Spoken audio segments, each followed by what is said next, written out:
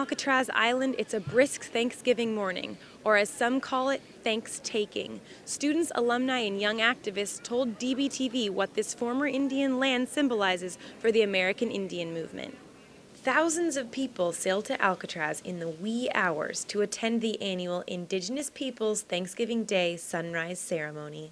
We came every year to commemorate, first of all, the occupation of this land in the 60s as a symbol of Indigenous people reclaiming our lands and our culture, and protest the myth of Thanksgiving as this time of peace between the European invaders and Native people. At UCLA, I was really active in student organizing, and it was the first time that I heard the phrase "Thanks-taking," because they were saying, okay, is it really giving when, if you go back to what really happened, they were taking away the land from Indigenous people. So I think it's kind of cool to come here and to recognize and respect the people whose land it belonged to before. Thanksgiving is a happy time for some and also a hurtful time for others, for remembering a lot of the history that has been erased from our textbooks. If we don't develop that spiritual and cultural base once again, we'll never move forward as a people. The United States government banned this Sundance in 1885, one example in a long history of cultural repression perpetrated by the United States government. The Catholic Church also tried to subjugate this sacred dance. For you that been at Alcatraz, been in Wounded Knee, been in a trail of broken trees, that take out of you over there, confronted the churches to take back you that are Sundancing. You're part of the Enlightenment.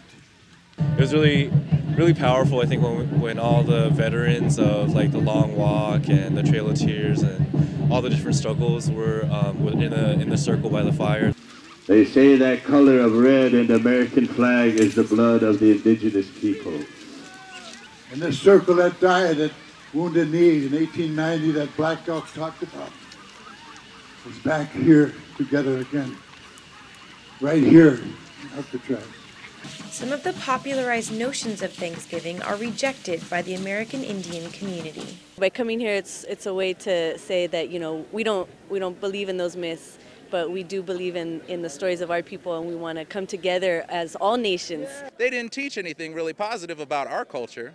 Only thing that you see is John Wayne movies where they're talking about, oh, we're wagon trade, we raid wagons, we kill white people, we run around, ooh, all this. That's just a complete stereotype, and it's a stereotype that we've had to fight just to show that we are human beings, and that is not who we are. It's up to us to keep that history alive and to keep remembering who we are and where we come from.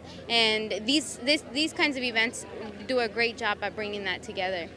While attendees of this year's ceremonies prepare to board the boats back to San Francisco, for years to come they will stress the importance of Alcatraz as uniting the American Indian community to redefine the meaning of Thanksgiving.